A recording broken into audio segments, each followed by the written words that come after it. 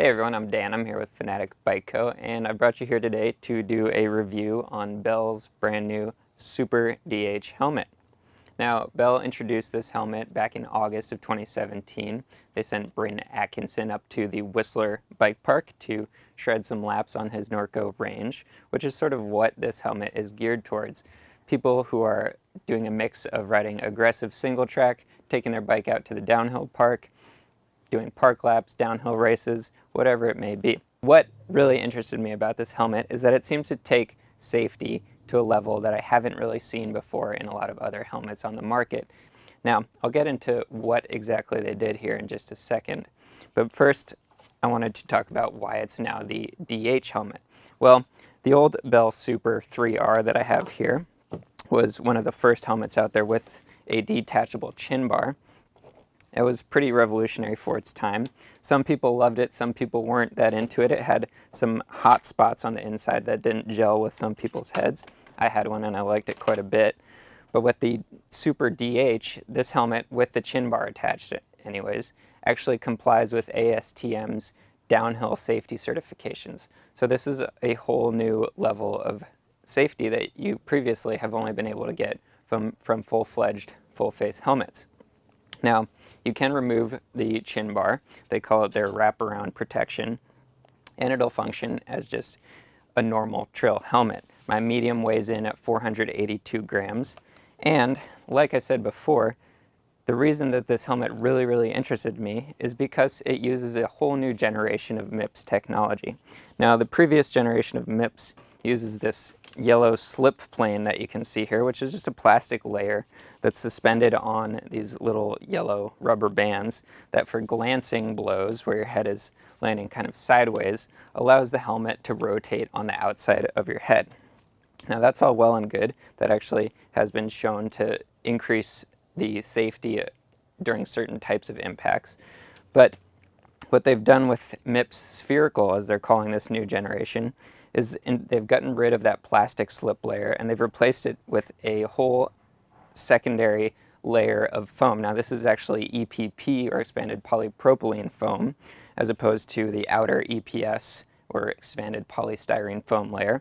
It's a bit softer, and while it still allows for a lot of that spherical rotational change in direction for those glancing blows, it adds a layer of protection for what a lot of impacts end up being, which is direct head-on impacts with trees, other bikers, whatever it may be. Now, using different densities of foam throughout the helmet, this softer EPP and then progressive layering of different densities of EPS foam on the outer shell allows them to really improve what helmets are designed to do, which is slow down an impact. So when you get a head-on blow like that, this is all going to crush at different rates now, kind of like the crumple zone on a car, and really keep your brain safe, keep it from jarring around too much inside of your skull. We all know how bad concussions are. We see it in the news, we see it in football players, and as mountain bikers, we're subject to some of that danger. So I think a helmet is really one of the most important, if not the most important, things you can invest in when it comes to mountain biking. So MIPS Spherical, things like, well, this super cool fidlock buckle, which uses magnets to bring the two clips together. You can very easily do this with gloves on. It really is extremely simple. These are attached to what they call their no-twist tri-glide straps, and they've done away with almost all adjustment on these straps. This side has no adjustment at all. The only thing you're ever going to be messing with here is this very simple to use strap right here that just cinches it out down against your chin. So no more fumbling about trying to adjust everything. Extremely simple. It's these super thin straps. I like that a lot. Moving on to the inside, this helmet is an extremely cool helmet. It pushes air all over your head. It uses what, again, Bell calls their overbrow ventilation to circulate air through the layers and around to all the sides of your head. That's that there. For all of you heavy sweaters out there, they use what they deemed their sweat guide padding. It pulls sweat by just using gravity when you're kind of angled down on your bike. Pulls sweat through the pads and out to this tab here at the end. So instead of dripping down right onto your face at the end of your pad, it drips off the end of this right here and away from your face. Really simple.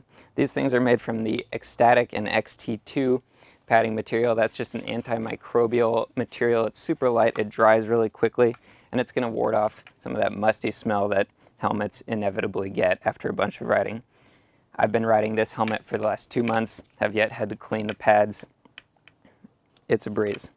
Other cool features that this thing does incorporate is a Breakaway helmet mount that just attaches here very simply. I don't use that, but some of you may. The chin bar is super easy to remove and install. It's just 3 clips. 1, 2, 3. I've found that it's easy to remove the chin bar with the helmet on your head. As far as putting it back on, that can be a little harder. I'll usually take the helmet off to do that. But I'll usually just strap this thing to my lowrider fanny pack, which has some exterior straps, ride it up to the top, throw it on. That's on more aggressive trails. Most of the time, I just end up wearing it as a half shell. Anyways, if you have any questions about this helmet, you can always leave a comment below. I will definitely get back to you. You can also give us a call at 1-844-FANATIC or shoot us an email at sales@fanaticbike.com. We really appreciate when you guys give us a like if you like these reviews, obviously. If you subscribe to our channel, it helps us put out more of these videos. Like making them. Hope you guys like them. If you want to check out more about the 6D helmet, which sort of pioneered these dual foam layers, you can check out our June most exciting gear video, which I'll throw at the end of this one. Like I said, and as always, I'm Dan here with Fanatik Bike Co. Thanks for watching.